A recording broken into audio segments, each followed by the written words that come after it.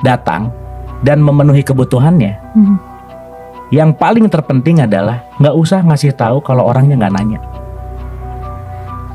nggak usah menceramahi kalau orangnya nggak butuh. Karena begitu saya datang menceramahi tapi dianya nggak butuh, nggak akan terjadi connectivity gitu.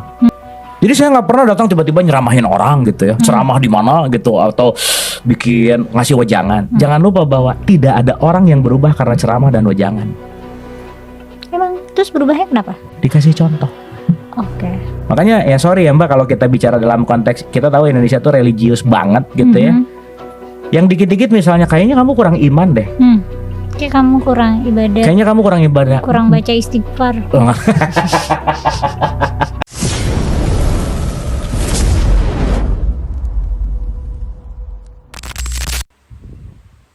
Semua benang merahnya ke situ, hati saya lebih safe and secure, lebih beriman justru.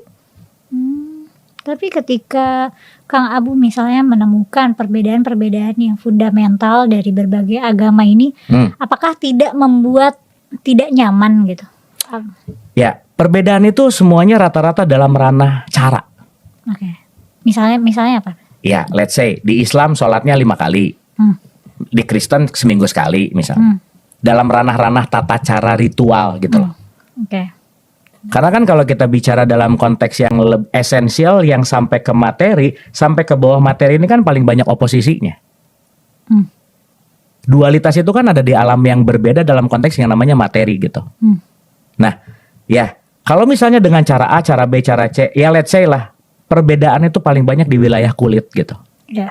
Tapi begitu masuk ke isinya, ternyata ini cuma beda jalan aja, yang satu lewat Puncak, yang satu lewat Cipularang.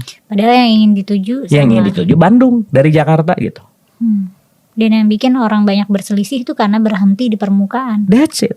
Dan merasa bahwa jalan ini adalah jalan yang paling benar. Tanpa tahu bahwa ini juga adalah jalan menuju ke tempat yang sama gitu. Dan selalu yang aku pegang ya, Mamela, yang saya pegang adalah ketika ada satu statement salah seorang sahabat Rasulullah nanya, "Ya Rasul, siapa sih orang yang salah?" Jawabannya simple, jelek. Orang yang merasa benar, selesai.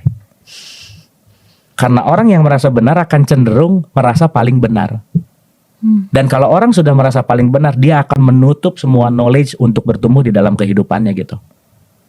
So artinya entah kenapa ya, karena mungkin niatnya bukan pengen nyari bedanya sih Mbak.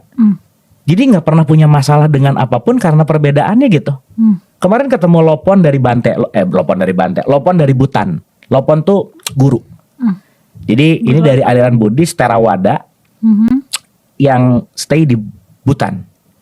Itu baru ketemu 5 menit, satu kali pertemuan, dia ngomong, nggak tanpa babi bu, statement yang menarik banget.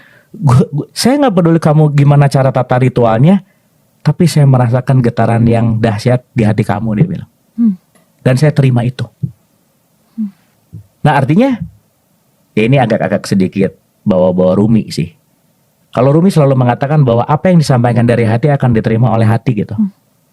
Dan apa yang Mbak Mela rasain di kajian itu bahwa truly ketika dikatakan atau disampaikan dalam konteks yang namanya tidak ada kepentingan, bukan mencari ekspektasi, tapi kata-kata kuncinya adalah bagaimana saling menumbuhkan esensi dari kesadaran gitu loh Mbak. Itu satu. Jadi kalau tadi ngomongin keimanan, buat saya justru, sorry ya Mbak, kalau orang ngajak orang lain untuk ngikutin keimanannya, karena dia perlu validasi, semakin banyak semakin oke. Orang yang memaksa orang lain mengikuti keimanannya, berarti dia belum punya kepercayaan yang bagus sih menurut saya. Berarti dia belum beriman dalam arti aman itu ya? Betul. Makanya believer itu selalu berkerumun. Tapi seeker itu selalu sendiri. Karena seeker gak perlu validasi, kenapa? Karena aku meyakini apa yang aku rasakan, gak perlu validasi dan gak usah ngajak orang-orang gitu. Makanya dia menjelajahi sendirian pun tetap merasa aman. That's it. Kenapa? Karena gak perlu validasi, gak perlu jumlah gitu. Karena ketika seseorang ngajak dari luar ke keimanannya dia, dengan jumlah yang banyak, feel safe dengan, oh yang lain juga gitu, berarti aku benar. Dia akan selalu diberikan atau mencari validasi dengan jumlah gitu misalnya. Dan lone seeker ini akan nggak peduli ya seberapa banyak yang setuju atau seberapa banyak yang nggak setuju. Sebetulnya kalau boleh pakai bahasa bukan nggak peduli, akan menerima. Karena beda antara embrace dan ignore gitu. Kalau ignore tuh jadi nggak peduli, tapi kalau embrace terima. Di nggak setujuin nggak apa-apa. Nggak apa-apa. Kalau disetujuin karena nggak pernah nyari persetujuan gitu. Dan kita memang bukan kita, saya pribadi memang melepaskan segala sesuatu, nggak ada harapan buat disetujui sih gitu. Tapi kita ambil perspektif yang semoga apapun dari pembelajaran ini, contoh, ini kita durasi let's say 1 jam. 1.000 orang nonton ini di durasi 1 jam, masing-masing punya titik tumbuhnya yang beda-beda, Mbak. Entah di punch point yang mana mungkin tumbuh untuk si A, punch point yang mana tumbuh untuk si B gitu. Maka dalam 1 jam ini ambillah yang menumbuhkan. Nah kan itu beda-beda. Itu sih poinnya. Nah jadi buat saya sih si embrace tadi itu jauh lebih penting daripada ignore gitu. Karena begitu saya pribadi ngerjain sesuatu yang nggak perlu ada validasi ABC. Kenapa? Karena sudah dialami dalam laboratorium hidup saya gitu loh, Mbak. Makanya selalu mengajarkan diri bahwa untuk menyampaikan sesuatu yang sudah dialami gitu. Bukan dongeng gitu. Karena sesuatu yang sudah dialami dan disampaikan itu impactful. Tapi Kang Abu emang nggak takut sama ancaman atau cacian orang? Jadi belum lama yang lalu tuh kan ada potongan video kita yang banyak sekali orang me-reupload, memotong dan me-reupload dengan berbagai konteks negatif gitu. Aku tuh waktu itu khawatir ke Kang Abu nggak apa-apa nggak ya? Terus aku jadi ada rasa agak bersalah karena salah Kang Abu ikut bertanggung jawab atas pernyataanku gitu. Ya kan orang kadang-kadang nggak ngerti ketika aku melakukan reaksi adalah terhadap obrolan dan dialektika kita kan. Mereka nonton. Ya sekarang pertanyaannya kalau nggak nonton full, yang tadi diceritain, nontonnya nggak full, nggak ngerti secara esensi, nggak nanya juga, ya itu kan jadi persepsi siapapun itu gitu. Nah, ya memang dengan komen-komen itu ada sesuatu yang ngebuat ya udahlah gitu ya, atau gimana ngegerundal ya oke lah gitu. Tapi konteks kalau tadi ngomongin takut, ya karena pada saat itu tidak ada satu niatan pun untuk merendahkan, melecehkan atau apapun, karena itu adalah konteks dialektika yang lagi kita obrolin. Yang kata kuncinya, saya waktu itu punya niat bukan untuk melecehkan, tetapi respon terhadap sesuatu yang memang terjadi pada saat itu gitu. Jadi saya feel secure-nya karena kenapa? Nggak niat kok gitu. Itu aja sih. Tapi kan pandangan audiens macam-macam. Dan risiko itu selalu ada loh Kang Abu buat Kang Abu. Maksudnya dipotong, diambil keluar konteks, kemudian dicaci ramai-ramai. Gak mau ini aja, sulap aja supaya orang kayak gitu. Iya, disulap juga sama. Permasalahannya dicaci ramai-ramai juga ada juga kok. Iya, tapi kan sulap keren-keren aja. Dicacinya kenapa? Enggak, maksudnya dalam setiap profesi kalau kita udah berbicara dalam konteks yang namanya sosial media, selalu pasti terjadi pro kontra. Sama Mbak, mau disulap, mau dinyanyi, penyanyi sekarang lagi ribut, pro kontra ada. Ya pesulap sulap mungkin sekarang lagi nggak hype aja kali ya, jadi nggak terlalu gitu. Tapi waktu saya The Master tetap aja kok. Yang pro ada, yang kontra ada. Yang kontra tuh kenapa sih? Kalau ya karena nggak suka permainannya lah, nyebelin dari gayanya lah. Oh ada aja ya? Ada aja yang dikritik deng. Iya, jadi nggak terlepas dari apapun, ya kembali bahwa saya selalu menyadari bahwa kalau udah ada di sini, ya itu adalah bagian dari konsekuensi gitu. Dan kalau nggak mengambil konsekuensi, ya nggak akan bertumbuh dong. Selama saya meyakini apa yang saya lakukan bukan melakukan crime gitu, menipu gitu, atau apapun yang konteksnya let's say negatif, ya saya fight for it gitu. Dan Kang Abu ini kan kita ngomongin di dalam laboratorium kehidupan Kang Abu. Kalau misalnya Kang Abu menjadi pengamat gitu, pengamat di laboratorium orang lain gitu. Di dalam observasi Kang Abu, apa sih concern terbesar Kang Abu buat sekitar? Concern dalam konteks gimana maksudnya? Apa aja yang membuat Kang Abu resah dan merasa harus melakukan sesuatu harus membicarakannya gitu? Ya, keresahan ketika ngelihat society yang nggak mau mikir, itu sih. yang dia cuman mau nerima, nggak usah dipikir, kerjain. Dia cuman nerima tanpa diolah, oke. Dia cuman nerima tanpa ada kritis gitu ya, kritikal, percaya gitu. Dan ini akan menjadi sesuatu hal yang tidak bertumbuh gitu. Tapi Kang Abu, aku tuh ngerasanya kalau orang yang kayak gitu tuh ya udah kayak gitu. Nah sedangkan yang Kang Abu lakukan, aku tuh ngerasa Kang Abu beneran bisa membuat orang yang tadinya malas mikir jadi beneran mikir, maksudnya memikirkan ulang apa yang mereka percaya, memikirkan ulang nilai-nilai dalam kehidupan mereka, memikirkan ulang keputusan-keputusan besar dalam hidup mereka gitu. Itu tuh gimana sih cara menarik orang lain ketika dia tuh ada di posisi nggak mau mikir, jadi ada di posisi mau mikir. Itu tuh ada formulanya nggak sih Kang Abu? Ya, Mother Teresa bilang kalau kamu nggak bisa ngasih makan 1000 orang, kasih makan 1 juga cukup kok. Nah, saya apply gitu ya, apply dalam konteks ketika seseorang butuh, datang dan memenuhi kebutuhannya. Yang paling terpenting adalah nggak usah ngasih tahu kalau orangnya nggak nanya, nggak usah menceramahi kalau orangnya nggak butuh. Karena begitu saya datang menceramahi tapi dianya nggak butuh, nggak akan terjadi connectivity gitu. Nah maka beneran saya selalu mencari sesuatu atau selalu dihadirkan kepada siapapun yang memang bertanya gitu. Maka kalau orang nanya kan udah opening the door gitu loh Mbak. Ya udah karena udah kebuka, masuk tuh. Oke.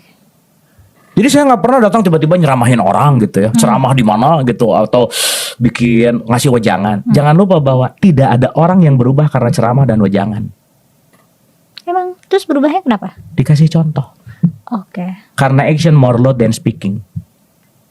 Nah kamu jangan gini ya, orang tua ke anaknya, kamu tuh sabar dong, ngomong sabar tapi ambil marah-marah, kan aneh. Yang anaknya lihat bukan kata sabarnya tapi reaction dari apa yang dilakukan gitu. Nah berarti apa yang saya sampaikan keluar, applied dulu nih ke sini gitu. Mau dari apapun. Dan itu impactful dan punya power energi yang luar biasa. So apa yang disampaikan dengan pengalaman based on subjective experience itu bakal impactful sih Mbak. Gitu. Dan itu yang tapi kan kalau misalnya Kang Abu membuka dialog positif setiap malam selama pandemi ya? Setiap malam, hampir setiap malam. Hampir setiap malam selama pandemi, habis itu buka rest area 8-9 setiap hari dari jam 8 pagi. Itu kan berarti kan Kang Abu membuka forum dan memberi kesempatan orang untuk mendengarkan Kang Abu. Itu sama aja kayak ceramah ya gak sih? Kalau ceramah itu orang kita ya istilah gini lah, di perspektif subjektif saya gitu ya. Saya bukan datang untuk nyeramahin, tapi mereka datang untuk belajar. Beda. Gitu. Artinya orang yang datang udah siap untuk belajar. Bukan datang mau diceramahin. Karena akan 2 kali lebih capek ketika ngomong sama orang yang belum siap dan terbuka. Dan gak akan pernah berubah sih gitu. Dan yang selalu menarik adalah orang yang udah mau belajar hal-hal yang agak esensi seperti ini, itu semua rata-rata udah jatuh tempo sih. Jatuh tempo karena mereka udah kelelahan dalam penderitaan hidupnya gitu. Mereka udah kelelahan dalam semuanya yang dia lakukan, semuanya gagal, gak bisa apa, udah give up. Give up itu yang membawa dia menuju kepada ilmu-ilmu kesadaran ini gitu. Oh oke. Berarti biasanya tuh orang mencari memang ketika ada momentum di mana dia kayak jatuh gitu ya. Fix. Aku tuh 14 tahun researchnya Mbak. 14 tahun nih. Hampir nggak ada orang yang datang dengan muka sumringah dan happy, Kang mau belajar dong. Nggak ada. Semuanya ada. Udah kusut ya. Udah begitu datang entah yang baru cerai lah, entah yang baru ditipu lah, entah yang lagi macem-macem, yang intinya semua mukanya tuh nggak ada yang happy aja. Jadi kalau ada satu statement bahwa suffering call us back home, bahwa penderitaan itu memanggil pulang dalam tanda petik, it's happening gitu.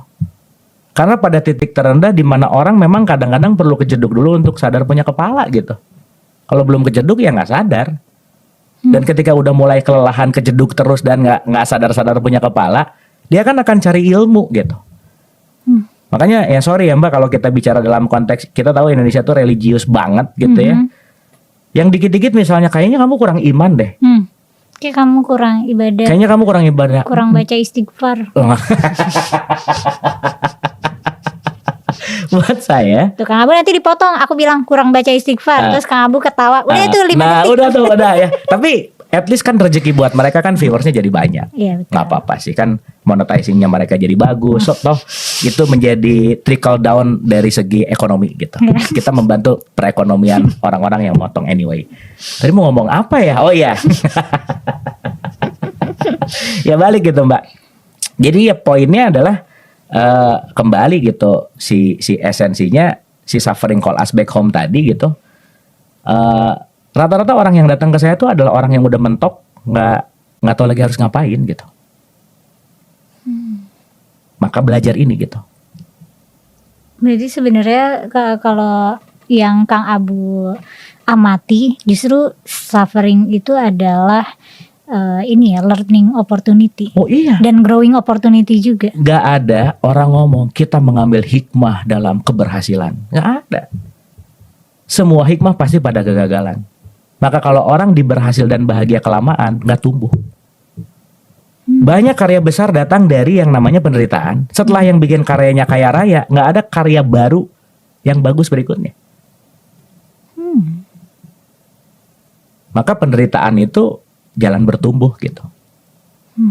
Kayak orang-orang kalau ya saya selalu bilang dan beranalogi gitu ya, bahwa pohon itu bisa tumbuh kalau dikasih pupuk. Pupuk itu kotoran. Betul nggak? Jadi kalau ada orang lempar kotoran ke saya, oh ngasih pupuk sih, mau tumbuh aja. Tumbuh pohon.